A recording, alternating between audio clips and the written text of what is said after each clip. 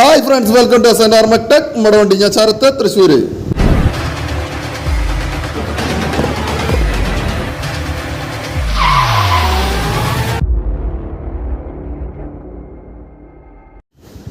അപ്പം നമ്മുടെ ഗഡ്ഡിയോളെ ഇന്ന് നമുക്ക് ഒരു റൂഫ് റെയിൽ പിടിപ്പിക്കാം കേട്ടോ.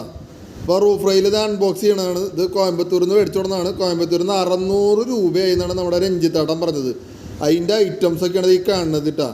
2 തലയിലും പിടിപ്പിക്കുന്ന ഐറ്റംസ്, അതുപോലെ തന്നെ ഒരു അലുമിനിയത്തിൻ്റെ മറ്റേ കമ്പി, 2 തലയിലും പ്ലാസ്റ്റിക് വിത്ത് ഫൈബറാണെന്ന് തോന്നുന്നുണ്ട്. അങ്ങനത്തെ ഒരു മെറ്റീരിയലാണ് 2 സൈഡിലും വരുന്നത്. അപ്പോൾ അത് എങ്ങനെ പിടിപ്പിക്കാം എന്നുള്ളതാണ് കാണുന്നത്. അപ്പോൾ വേറെ ഒന്നുമില്ല, ആ അലുമിനിയത്തിൻ്റെ റോഡ് ആ പ്ലാസ്റ്റിക് മില്ലിക്ക് എൻ്റെ റോഡ് മില്ലിക്ക് ഇറക്കി കൊടുത്തുട്ടാ. അതേപോലെ അപ്പോൾ 4 പീസാണ് ആ 2 സൈഡിലും വരിക. പിന്നെ 2 കമ്പി. അപ്പോൾ അത് ഇറക്കി കൊടുത്തു കഴിഞ്ഞാൽ അത് ലോക്കായിട്ടിരിക്കും. പിന്നെ ഇവിടുന്ന് ഇത് ഇങ്ങനെ വെച്ചിട്ട് ഒട്ടിക്കുന്നതോട് കൂടിയിട്ട് അത് പിന്നെ ആ കമ്പി അങ്ങോട്ടും ഇങ്ങോട്ടും അനങ്ങില്ല കേട്ടോ. അപ്പോൾ നമ്മൾ ഏറ്റവും ആദ്യം ഈ 2 സൈഡിലേക്കുള്ളത് നമുക്കത് സെറ്റാക്കി എടുക്കാം. നമുക്കിത് ഇതേപോലെ സെറ്റാക്കി എടുക്കാം കേട്ടോ. സെറ്റാക്കി എടുത്തിട്ട് 2 സൈഡും സെറ്റാക്കിയിട്ട് വെക്കുക. അത് കഴിഞ്ഞിട്ടാണ് നമ്മൾ അടുത്ത സെക്ഷൻ എന്ന് പറയുന്നത് ഇത് ഫിറ്റ് ചെയ്യണ സെക്ഷൻ. ഫിറ്റ് ചെയ്യുമ്പോഴത്തേക്ക് എന്ന് പറയുന്നത് ഇതുമ്മ 2 സൈഡിലും ആദ്യം ഇത് മുകളിൽ വെച്ചിട്ട് 2 സൈഡ് ഏതാണെന്ന് നോക്കുക. എന്നിട്ട് നമുക്ക് ആ സാധനം 2 സൈഡിലേക്കും അങ്ങോട്ടും ഇങ്ങോട്ട് തരം തിരിച്ച് വെച്ചിട്ട് ഇതിൻ്റെ ബാക്കിലത്തെ ഗ്ലൂ ഊരിയിട്ട്, അതായത് ഡബിൾ സൈഡ് സ്റ്റിക്കർ ഊരി കളഞ്ഞിട്ട് നമുക്ക് അതുമ്മ പതുക്കെ സെറ്റാക്കാനായിട്ട് ശ്രമിക്കാം. അപ്പോൾ ഇത് നമുക്ക് ഗ്ലൂ ഊരിയിട്ട് നമുക്ക് അത് സെറ്റാക്കാനുള്ള പരിപാടി നോക്കാട്ടോ.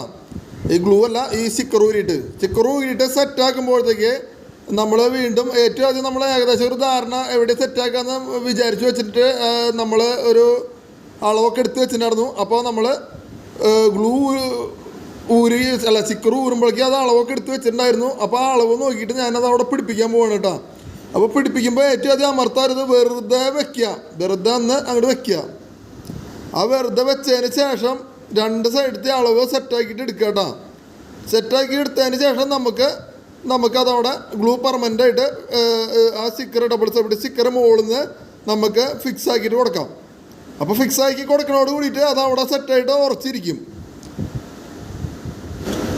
അപ്പോൾ ഈ സൈഡ് കഴിഞ്ഞ് കഴിഞ്ഞാൽ അപ്പുറത്തെ സൈഡ് എന്ന് പറയുന്നത് ഫിറ്റ് ചെയ്യണായിട്ടുള്ള മുമ്പ് നമുക്ക് ഈ സൈഡിലത്തെ അതേ അളവിൽ തന്നെ അപ്പുറത്തെ സൈഡ് ഫിറ്റ് ചെയ്യാൻ ശ്രമിക്കുക. അതല്ലെങ്കിൽ ഏണും കോണോ ഇവിടെ ഇരിക്കുന്ന അതേ അളവിൽ തന്നെ അപ്പുറത്ത് ഫിറ്റ് ചെയ്യാൻ ശ്രമിക്കുകയല്ല, ഫിറ്റ് ചെയ്യണം.